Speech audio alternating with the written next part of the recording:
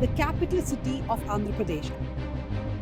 Now, for the most part, it's just barren buildings, not much can be seen all around.